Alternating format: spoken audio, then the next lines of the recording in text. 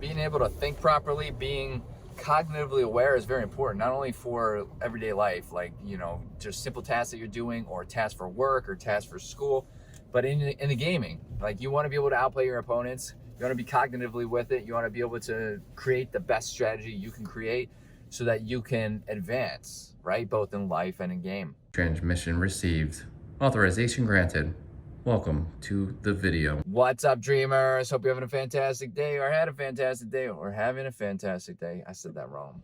Depending on where you are in the world, and I have to let you know that you are awesome. Welcome to Driving and Vibing. What's the vibe today? I want to talk about taking care of your cognition, the importance of your cognitive ability, being able to think straight, being able to think fast.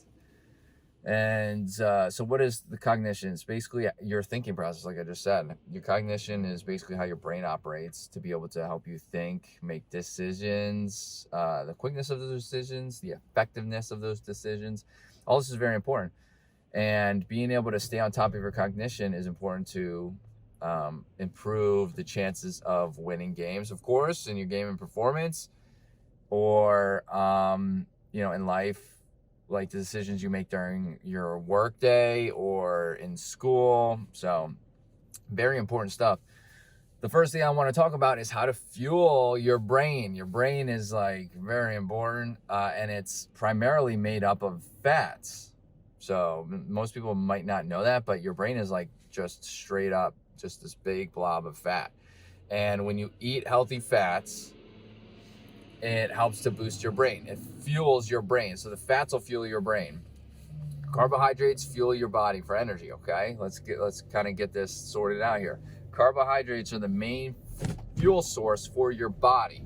So if I want to go run a marathon, I'm going to eat carbohydrates. If I'm about to play a chess marathon where I have to think very heavily the whole time, I'm probably going to eat more healthy fats than I would carbohydrates, right? Of course, I'm still going to need the carbohydrates to be able to fuel through, but I want to eat those fats. So there's a big, maybe a tidbit of information that people don't really know. So eat those healthy fats to help fuel your brain.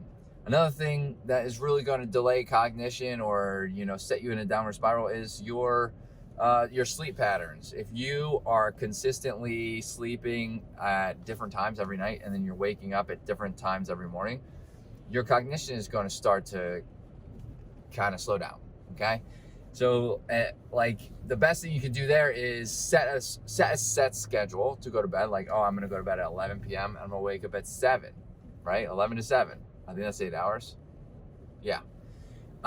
So then you can get your 8 hours of sleep. Some people need less, some people need more. There's another misconception as well, is that some people, like, that standard 8-hour rule applies to people that were studying, whatever.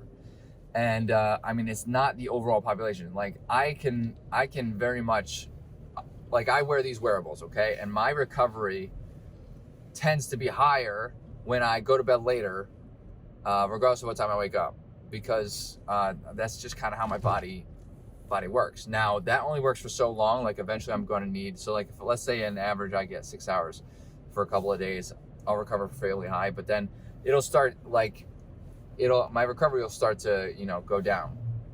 So that's when I realize, this is one of the perks of wearables. That's when I know that I need to get a better night of sleep.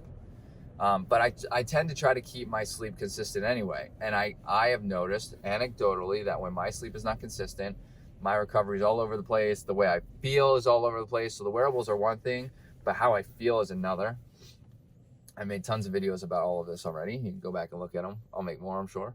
But sleep is very important for your cognition, to be able to outplay your opponents, to be able to think about, whatever projects you're working on at school or at work. So cognition is very important, and it's very important to take care of it. Taking care of your brain will help to take care of everything else, right? Like your mind, your body, and your overall health, your overall well-being, and of course your efficiency while playing video games.